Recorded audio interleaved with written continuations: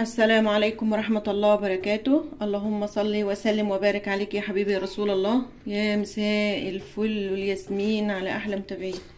النهاردة يا جماعة نعمل معاكم بانيه سهل وسريع وكله في الخلاط، ويبقى طريقة سهلة وسريعة، مش هياخد منكم حاجة ولا ياخد وقت، ويبقى جميل، ويبقى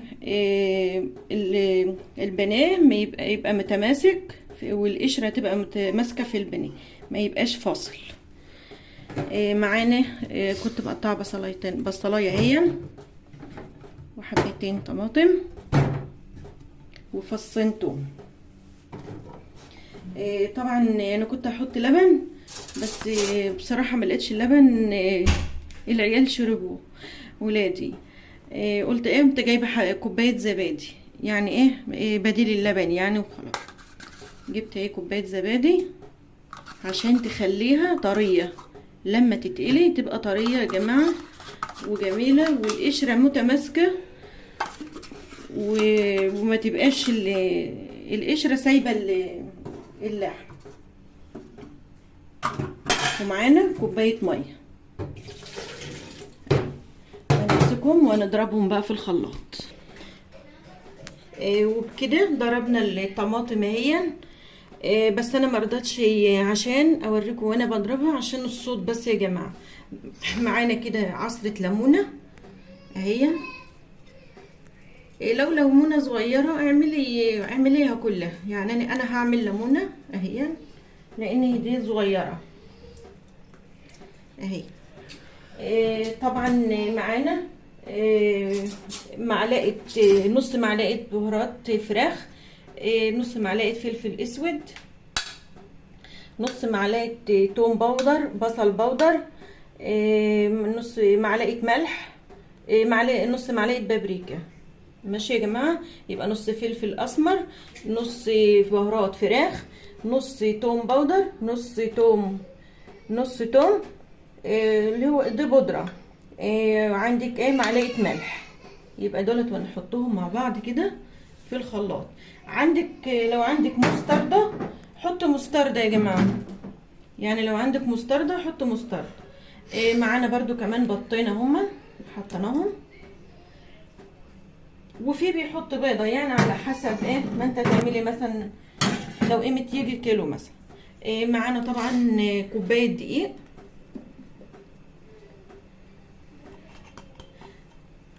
هي، وهنضربهم برضو مع بعض في الخلاط زي ما انتم شايفين كده. طبعا انا كنت حاطه الزبادي، عايزه تحطي كمان كوبايه لبن ماشي، عايزه تحطي عادي ماشي، عايزه تحطي كوبايه زبادي برضو بديل اللبن ماشي. وهي يا جماعه وهضربهم بقى مع بعض زي ما انتم شايفين اهما. وبكده ضربته في الخلاط اهو يا جماعه. شوفوا ادي اهوت القوام اللي احنا عايزينه، وهنحطه اهو اهي يا جماعه. هنحطه كده في صينيه عشان نحط فيه البانيه يتبل. نسيبه قيمه نص ساعه زي ما انت عايزه.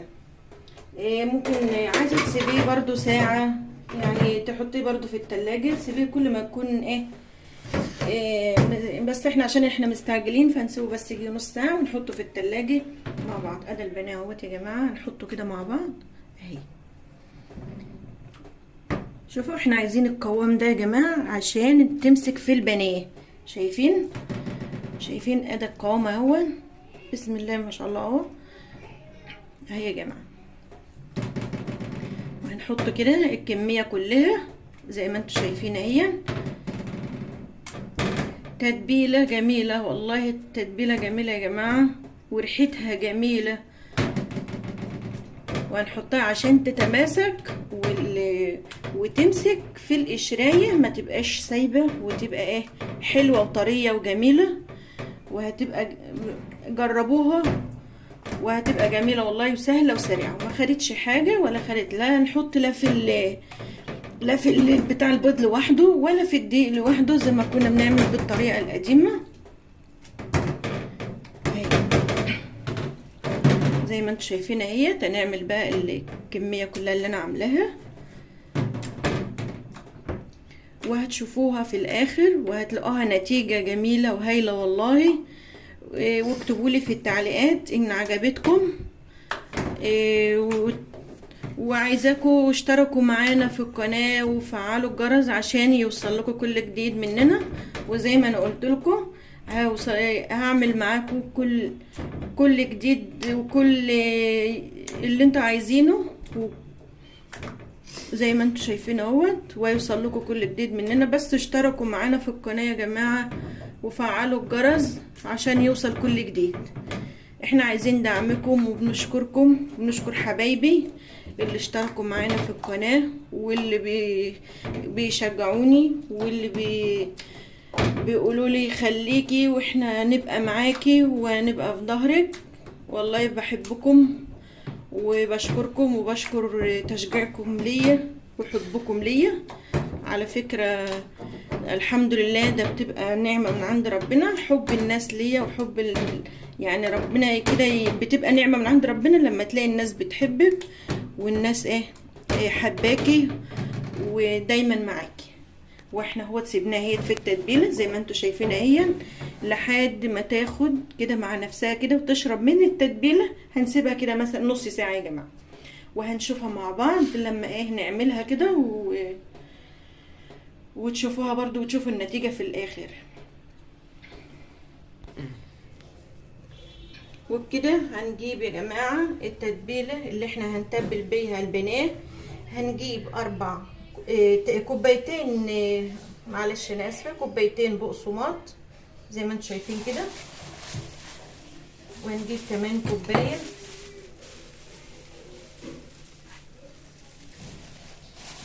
اهي يا جماعه. يبقى جبنا كده كوبايتين بقسماط وعليهم نص كوبايه دقيق ماشي. طبعا هنجيب البهارات اللي هي اللي انا حطيتها في الشفشة هحطها برضو على الدقيق والبقسماط. هنجيب معانا اللي هو برضو بصل بودرة نص معلقة، وهنجيب الثوم البودرة ونص معلقة برضو بهارات الفراخ اهي، وهنجيب نص معلقة بابريكا. هنجيب نص معلقة بابريكا زي ما انتم شايفين اهي، ونص معلقة فلفل اسود، فلفل اسمر يعني نص معلقة اهي. وطبعا يا جماعة احنا جايبة بتاع كيسين فيجيتار اللي هو اهو اللي هو بتاع الشركات.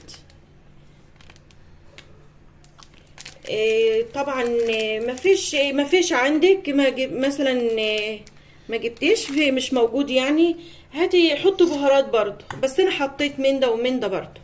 معانا اهوت الكيسين هنفضيهم اهوت مع بعض. بس انا جايبه واحد بارد واحد حار عشان ما يبقاش حر قوي يا جماعه، ياخد بس حاجه كده بسيطه اهو. دي حر اهو بس عشان ما يبقاش انا عملت كيس من ده وكيس من ده عشان ما يبقاش حر قوي. واقلبهم كويس مع بعض اهي.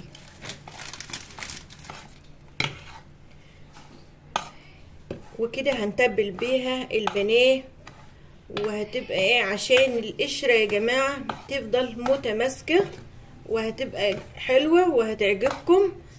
وان عجبتكم اكتبوا لي في التعليقات.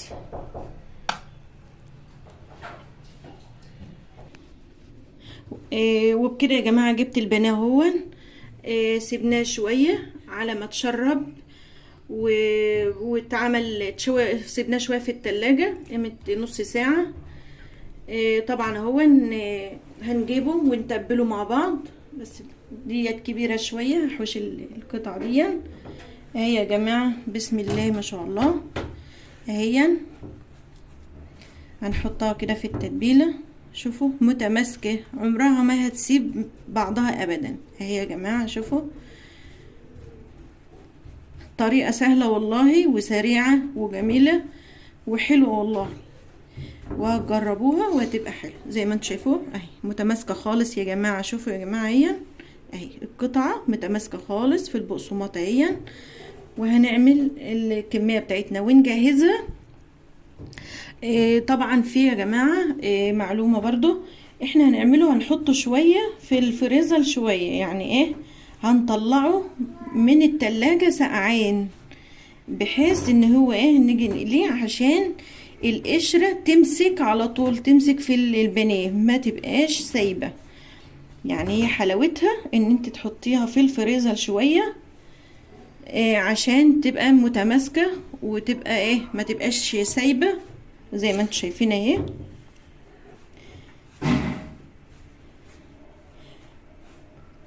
انا عملتها قبل كده وجربتها والله كانت جميلة وكانت عاجبة ولادي. على ما عملت الكمية والله يا جماعة خلصوها لي اكلوا نصها من الحلاوة بتاعتها.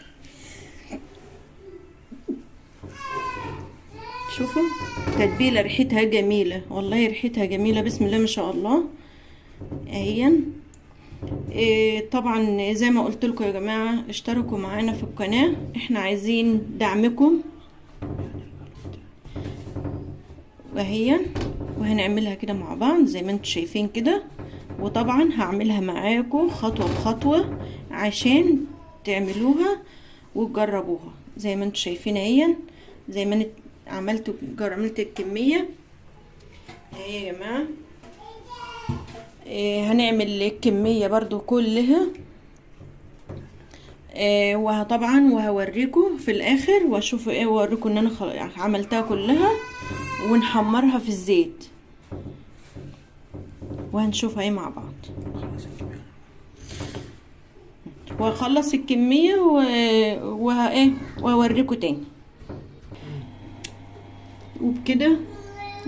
وبكده خلصت الكمية اهي.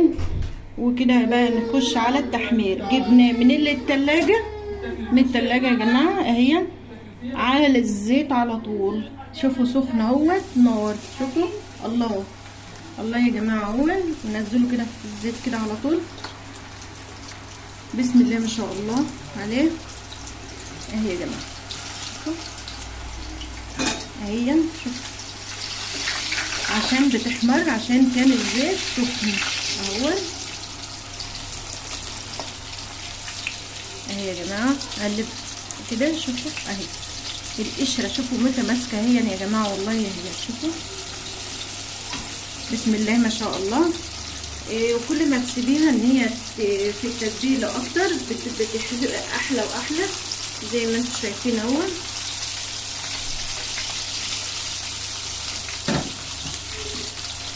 هنعمل ونحمر الكميه كلها.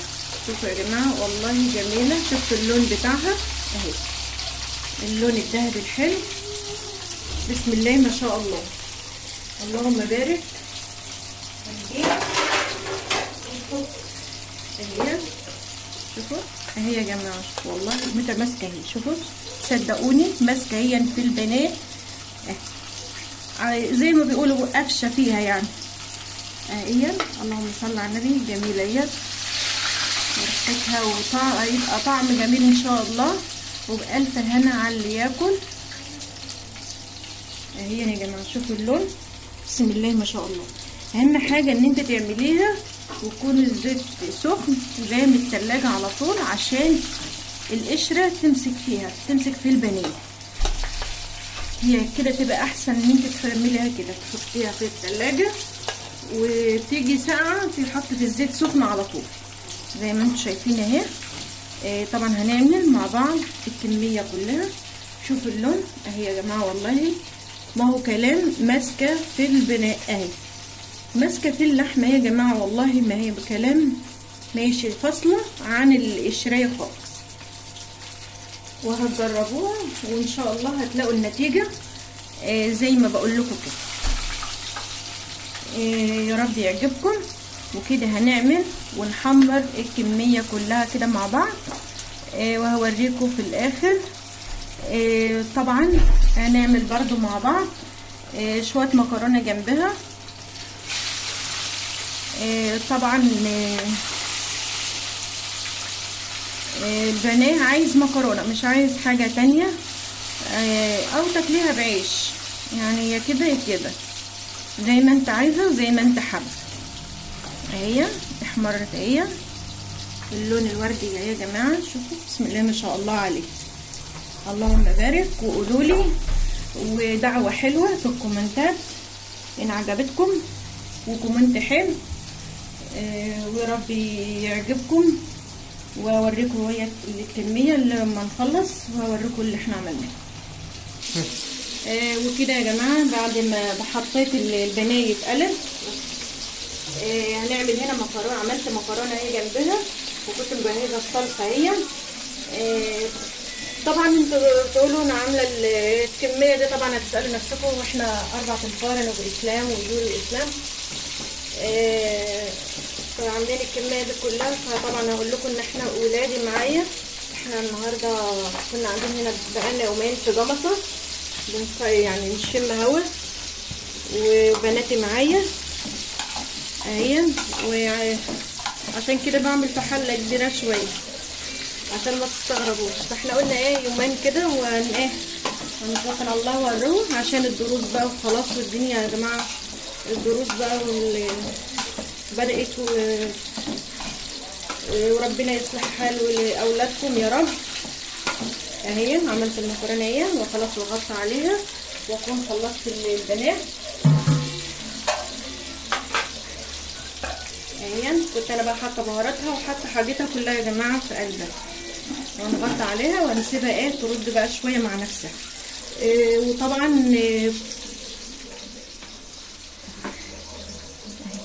وطبعا ادي يا جماعه البانيه، قلت ايه اصور لكم اللي انا عملته. طبعا شوفوا انا عمالين يحولوه ورايا يا جماعه، والله من حلاوته. يا اولاد استنوا اصبروا لما ناكل كلنا سوا، مفيش صبر. طبعا ان عجبكم اكتبوا لنا في التعليقات، واكتبوا لنا كومنت حلو ودعوه حلوه.